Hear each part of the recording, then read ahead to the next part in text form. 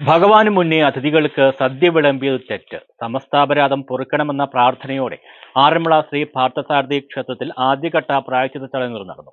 രണ്ടാം ഘട്ട ചടങ്ങുകൾ ഫെബ്രുവരി 5-ന് നടക്കും. കഴിഞ്ഞ വർഷം സെപ്റ്റംബർ മാസം 14-ന് നടന്ന അഷ്ടമി രോഹിണി വള്ളസദ്യ ഭഗവാന് നിവേദിക്കും മുൻപ് മന്ത്രി VN വാസവനടക്കമുള്ള VIP-കൾക്ക് വിളമ്പിയത് ആചാര ലംഘനമാണെന്ന് ക്ഷേത്രം തന്ത്രി തെക്കേടത്ത് കുഴിക്കാട്ടില്ലത്ത് വാസുദേവൻ പരമേശ്വരൻ ഭട്ടതിരിപ്പാട് കണ്ടെത്തുകയും പ്രായശ്ചിത്തം നടത്താൻ നിർദ്ദേശിക്കുകയുമായിരുന്നു. തന്ത്രിയുടെ നിർദ്ദേശപ്രകാരം വിളക്ക് ചൊല്ലി പ്രാർത്ഥനയും എണ്ണപ്പാല സമർപ്പണവുമാണ് കഴിഞ്ഞ ദിവസം നടന്നത്.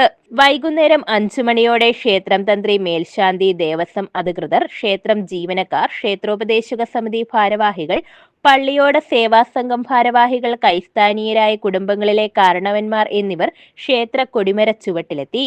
ഭഗവാനെ തൊഴുത് നാമജപത്തോടെ ക്ഷേത്രത്തിന് പ്രദക്ഷിണം വെച്ച് വീണ്ടും കൊടിമര ചുവട്ടിലെത്തി. തുടർന്ന് തന്ത്രി ചൊല്ലിക്കൊടുത്ത വിളിച്ചു ചൊല്ലി പ്രാർത്ഥന ഏറ്റുചൊല്ലി.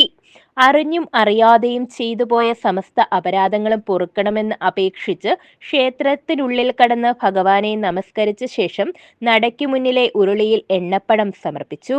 ഇതോടെ പ്രായശ്ചിത്തത്തിന്റെ ആദ്യഘട്ടം പൂർത്തിയായി.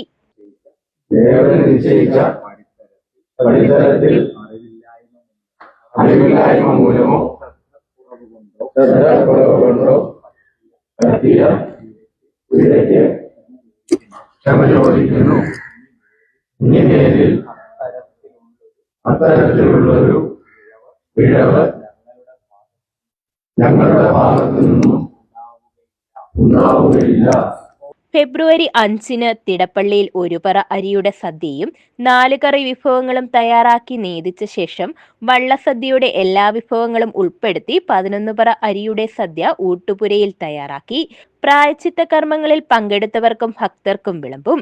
തുടർന്ന് ഇനിമേലിൽ തെറ്റ് ആവർത്തിക്കില്ലെന്നും വിധിപ്രകാരം വള്ളസദ്യ നടത്തിക്കൊള്ളാമെന്നും ഭഗവാന് മുന്നിൽ സത്യം ചെയ്യുന്നതോടെ പ്രായശ്ചിത്ത കർമ്മങ്ങൾ പൂർത്തിയാകും. News bureau, Pathanamthitta.